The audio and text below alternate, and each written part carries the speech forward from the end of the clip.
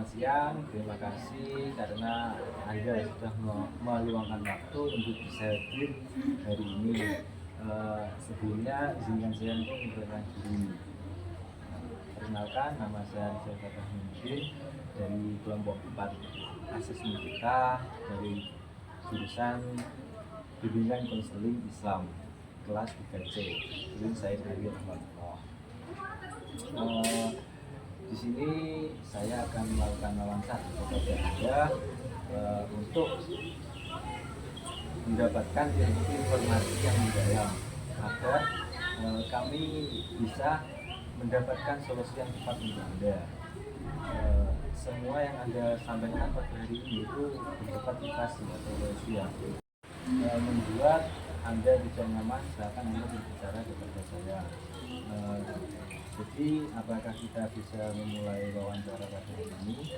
Siap, bisa. Nantinya Mas Rizal aja ya. Sebelum kita lanjut ke sesi selanjutnya, bolehkah Anda memperkenalkan diri terlebih dahulu? Oke, baik Mas Rizal, di sini kenalkan saya Muhammad Nur Aziz Syafiuddin, biasa dipanggil Aziz, dari program studi manajemen dakwah semester 3, tepatnya di kelas MP3B. Kalau boleh tahu, riwayat pendidikan Anda itu dari mana? Apakah saya boleh tahu untuk riwayat pendidikan Anda saat ini? Untuk pendidikan itu saya SD-nya itu di kampung halaman saya sendiri, tepatnya di SDN yang juga. Kemudian sewaktu SMP dan juga aliyah itu saya berhijrah Mas Rizal. Biasanya itu mondok di Fakultas Pada Keuangan, itu tepatnya di Pondok Pesantren Sunan Kalijaga. Di situ saya SMP Islam Pada Al-Komar, kemudian dilanjut MA Sunan Kalijaga juga di Pondok Yani Samet. Apa alasan Anda untuk melanjutkan jenjang pendidikan yang lebih tinggi UIN Said Ali Rahmatullah dan mengambil jurusan manajemen keuangan? Apakah Anda sebelum ke UIN Said Ali Rahmatullah itu sudah memiliki bakat yang Anda punyai sebelum memilih prodi tersebut? Oke Mas Rizal, jadi alasan saya mengapa memilih UIN Said Ali Rahmatullah Tulungagung sebagai jenjang pendidikan SMA ya.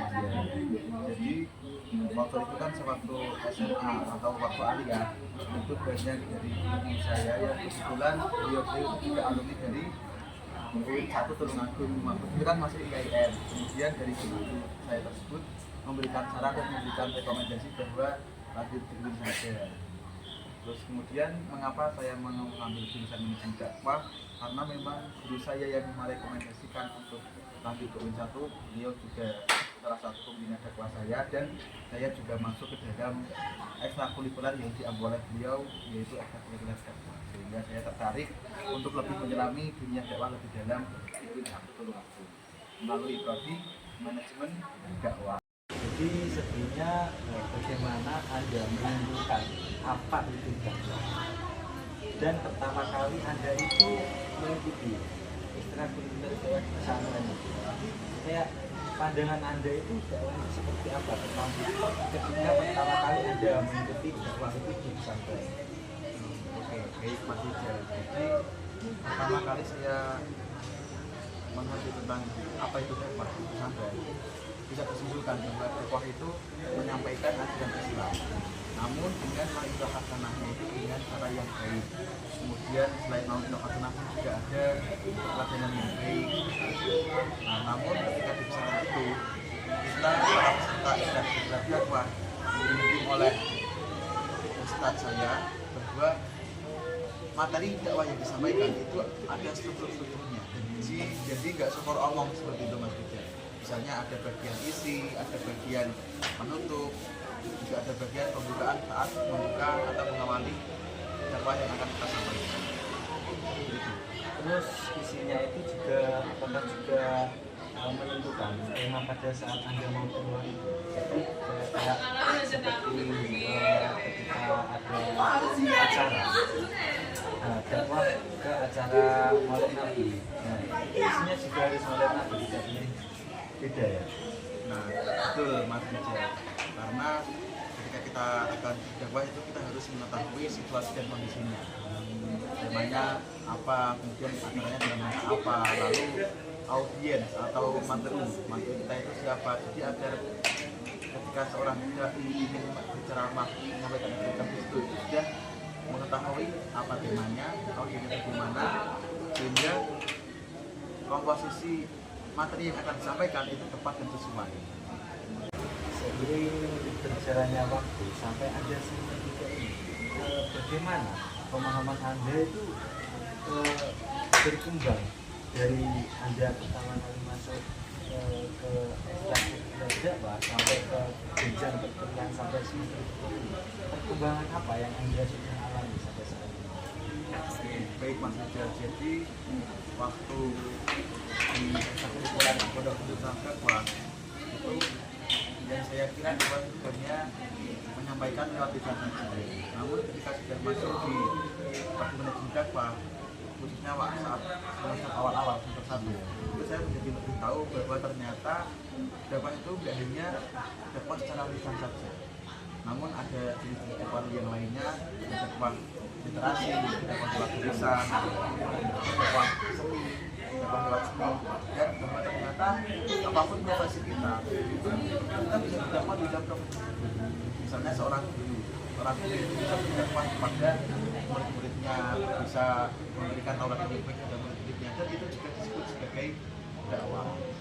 Jadi dakwah itu tidak harus kita di atas panggung ya? Ya betul, harus kita di atas panggung atau di atas mimbar. Andai kan kita omong-omongan gini aja ya, lalu yang disampaikan kita adalah kebaikan, yang disampaikan kita adalah bermanfaatan, itu juga sudah termasuk proses dakwah.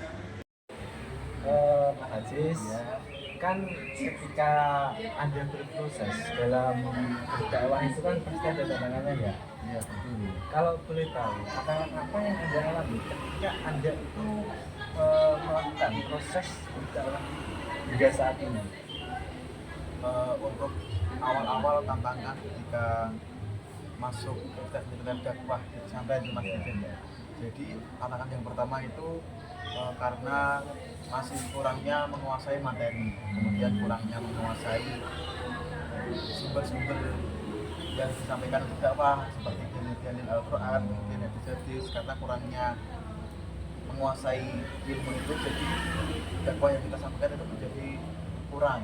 Terus kemudian setelah itu karena dibimbing oleh guru pembimbing atau pembimbing di pondok itu, sehingga sedikit-sedikit perlahan-perlahan kami para peserta itu jadi tahu, oh ini hadisnya, oh ini dalilnya. Kemudian pertama kali yaitu dengan terjunnya bukan terjun langsung ke masyarakat Mas Rizal, melalui ya bukan terjun langsung ke masyarakat, melainkan terjun melalui event-event lomba yang diadakan suatu lembaga. Jadi ketika Anda itu ikut lomba itu juga rasanya kayak kurang ya pertama kali. Kayak kamu kan pertama kali ekstrakurikuler, terus pertama kali kamu lomba itu juga bagaimana? Apakah ada kesalahan yang Anda lakukan ketika Anda itu pertama kali ikut lomba? Untuk pertama kali pastinya ada Mas Rizal, yaitu namanya juga pertama kali ya, baru pemula. Itu pasti ketika tampil di atas panggung itu ada rasa nervous, ada rasa gredeg. Terus dari nervous dan gredeg itu menjadikan materi-materi yang sudah saya hafal sebelumnya itu hilang jelas gitu ketika di atas panggung. Jadi karena baru pemula, belum bisa improvisasi juga, belum bisa bagaimana agar kita lupa namun kita tetap enjoy untuk melanjutkan materi kita, sehingga dakwah yang kita sampaikan itu terkesan monoton dan terkesan membosankan di mata audiens, karena kan interaksi dengan audiens juga masih kurang saat itu Mas Rizal. Jadi pada saat pertama kali Anda berdakwah, Anda itu masih fokus kepada inti materi saja, Ya, fokus terhadap hafalan teks. Oh iya. Jadi ketika diklik hafalan itu hilang. Dari tantangan-tantangan Anda yang Anda ceritakan itu, apakah Anda pernah merasa down atau merasa menyerah untuk melanjutkan jenjang yang lebih dari Anda yang dapatkan saat itu? untuk tantangan yang bikin saya down itu pastinya ada ya Mas Ijal ya. Itu ketika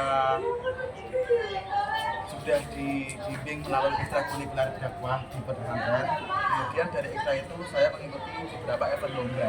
Namun ternyata event lomba itu beberapa event lomba yang saya ikuti itu hasilnya jauh semua. Jadi saat itu saya merasa down, terus saya merasa alah wes nggak usah ikut lagi, kayak rasa ini hampir menyerah gitu loh. Terus kemudian ada nasihat dari guru saya juga dan memotivasi saya bahwa ibaratnya itu kita seperti mancing ikan. Kalau mancing ikan hanya pakai satu pancing, pastinya kan kemungkinan dapat kan sedikit kan, atau bahkan nggak dapat sama sekali. Namun jika kita memancing ikan menggunakan 10 pancing, pastinya dari 1 atau 2 atau 3 atau 4 pancing pasti akan ada yang nyantol. Nah dari situ saya kembali termotivasi untuk terus mencoba lagi. Akhirnya kalau nggak salah percobaan ke 6 atau ke 7 itu alhamdulillah bisa menjadi juara 3 lomba dari tingkat kabupaten mewakili pondok pesantren di waktu itu. Jadi Anda termotivasi dari diri Anda untuk tidak pantang menyerah sebelum Anda menggapai apa yang ingin Anda lakukan itu ya. Seperti tujuan itu harus dicapai. Kita tidak boleh menyerah sebelum kita menggapai tujuan tersebut seperti itu. Ya betul sekali Mas Rizal. Terus kemudian ada juga tantangan lagi itu kadang ini merasa kurang baik juga, kurang tua, ilmunya kan masih sedikit, kok bisa-bisanya untuk menasihati orang lain. Apakah ada peningkatan ketika Anda masuk ke UIN Syed Abdul Rahmatullah, khususnya di prodi Anda di manajemen dakwah dari semester 1 hingga saat ini? Apakah kayak saya itu jadi kayak seperti ini, saya itu jadi pede, saya itu jadi leluasa untuk mengomongkan, menceritakan apa itu isi dari dakwah saya itu, apakah ada? Ada Mas Rizal, yaitu ternyata selama masuk di UIN 1 dengan dakwah semester 1 ini, kemudian saya juga ikut komunitas, yaitu komunitasnya itu namanya LMH, komunitas pengkaji keislaman. Jadi di dalam komunitas itu terdapat divisi-divisi yang mengembangkan bakat mahasiswa UIN 1 di bidang lomba-lomba studi Islami, terutama di bidang manhaj dan dai. Jadi selain saya mendapatkan ilmu tentang dakwah di perkuliahan, saya juga dapat ilmu tambahan di komunitas tersebut, sehingga double lah ilmunya. Terus kemudian ada perbedaan yang saya baru tahu ketika masuk di UIN 1 sini, ternyata adalah struktur dai, struktur teks dai. Kalau di SMP dulu kan saya hanya mengenal adanya istilah pembukaan, isi dan penutup pada struktur teks dai. Namun ternyata ketika masuk di UIN 1 sini, ternyata ada isi lagi dalam isi. Seperti dalam isi teks dai itu ada pembahasan latar belakang, mengapa kok kamu membahas tentang tema itu. Terus kemudian ada juga dalil dan hadis apa yang bersangkutan dengan tema itu sehingga bisa memberi solusi. Kemudian juga ada bagian bagaimana cara Anda atau cara Anda menyelesaikan masalah yang sudah Anda sampaikan pada latar belakang tadi. Jadi seolah-olah untuk struktur teks dai itu sama seperti makalah kita pada umumnya. Jadi dari situ kan dari SMP itu kan dikasih kuliah saja, seperti isi pembuka, isi sama penutup. Nah ketika Anda mulai masuk satu itu jadi lebih detail, mereka itu lebih detail, lebih rinci seperti itu. Dan semua itu harus kita sampaikan kalau dalam lomba yaitu dalam waktu 7 menit saja. Jadi bagaimana cara kita mengatur kata-kata, mengatur diksi, mengatur waktu juga agar pas. Terus kemudian bagaimana kita mengendalikannya, seperti juga kita improvisasi mulai seperti pantun, terus kemudian lagu-lagu atau selawat agar audiens kita tidak bosan seperti yang saya ceritakan pas awal-awal tampil. Agar audiens itu tidak terpacu kepada isi saja ya. Terus kemudian waktu itu ketika di Win 1 sini saya mencoba mengikuti lomba lagi di Win 1 Kecamatan, yaitu lomba dari online yang diadakan oleh Masjid Baitul Hakim Win 1 itu dalam rangka memperingati Maulid Nabi tahun 2024 lalu. Dan alhamdulillah dari hasil mengikuti itu saya mendapatkan juara 2 lomba online. Kemudian dari situ kan kembali termotivasi lagi ya, yuk ikut lagi dan alhamdulillah ya meskipun ada yang gagal namun ada juga yang berhasil. Dan alhamdulillah juga ya Mas Rizal ya, pada akhir-akhir ini tepatnya di bulan Agustus lalu saya diinfo oleh guru saya untuk kembali mengikuti lomba, yaitu lomba dakwah syiar atau semarak ekonomi syariah yang diadakan oleh Bank Indonesia, dan lombanya itu tingkat sekarang dengan berdiri dilaksanakan di Blitar. Alhamdulillah dari hasil lomba itu mendapatkan juara 82. Jadi peningkatannya itu lebih drastis gitu Ya. ya.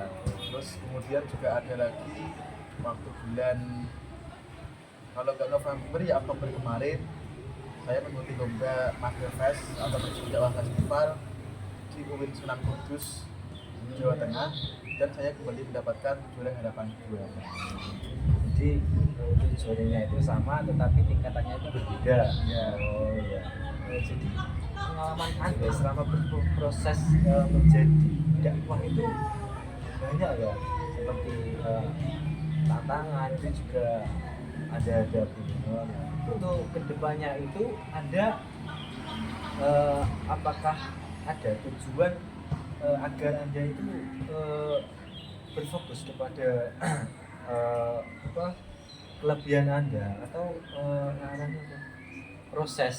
proses yang Anda lakukan itu seperti keterampilan lah, itu kedepannya Anda itu seperti mau melakukan apa ketika Anda sudah berhasil mencapai tujuan yang Anda lakukan, ketika Anda berproses di Win 1 itu setelah keluar apa yang Anda pikirkan? Apakah Anda ingin menjadi dai kondang yang ada di TV seperti itu? Apakah Anda ingin berdakwah ke masyarakat seperti Ustaz, Kiai, Guru seperti itu? Apakah tujuan Anda selanjutnya? Untuk tujuan selanjutnya sih ya tetap terus mengikuti lomba lagi untuk selain mengasah kemampuan latihan juga agar kita juga menguasai banyak materi. Terus kemudian pokok intinya yang saya pikir saat ini jangan pernah puas. Kalau kemarin nggak apa-apa lah dapat harapan 2, kalau bisa nanti kedepannya harus bisa 1, 2, 3 atau kalau bisa 1. Nah terus kemudian juga selain saya mencoba di lomba kedepannya saya ingin mencoba lagi langsung terjun ke masyarakat selain lomba, karena kan jelas beda ya Mas Rizal ya. Kan kalau lomba itu kan ya yang melihat audiens itu kan ya terbatas ya. Tapi kalau Anda terjun ke masyarakat kan itu audiensnya itu kan tidak terhitung ya. Tidak ada kuota. Betul. Terus kalau lomba kan durasinya kan maksimal kan katanya kalau di masyarakat kan lebih banyak lagi, lebih panjang lagi lah, ada yang 30 menit atau bahkan yang 60 menit. Dan sama yang dikatakan Mas Rizal tadi, kalau di lomba kan mungkin audiensnya hanya sedikit atau hanya kalangan tertentu, namun kalau di masyarakat kan luas kan, ada anak-anak juga kadang ada orang tua, ada remaja. Jadi bagaimana kita bisa menghadapi audiens yang beragam dalam satu tempat. Sebelumnya terima kasih buat Mas Aziz karena sudah meluangkan waktu datang ke sini untuk saya wawancarai. Informasi yang Anda ceritakan itu pengalamannya yang sangat menarik bagi saya. Untuk informasi yang Anda sampaikan ke saya itu tidak akan saya ceritakan ke siapa saja atau informasi yang seperti saya katakan awal tadi. Jadi kalau Anda belum mengizinkan, saya tidak akan berbicara kepada saya. Dan informasi itu pun sangat menarik juga bagi saya karena pengalaman Anda itu sangat banyak yang bisa termotivasi buat saya. Dari Anda dari kegagalan Anda mau menyerah, terus termotivasi lagi untuk bangkit lagi, itu sangat menarik bagi saya. Nah, kalau gitu, apakah saya boleh menutup wawancara pada hari ini? Untuk Mas Rizal, sebelumnya saya pun juga terima kasih sudah diberi kesempatan untuk bercerita di forum ini. Semoga apa yang saya sampaikan tadi dapat memotivasi, khususnya bagi diri saya sendiri, juga dapat memotivasi teman-teman yang lain. Assalamualaikum warahmatullahi wabarakatuh. Waalaikumsalam warahmatullahi wabarakatuh.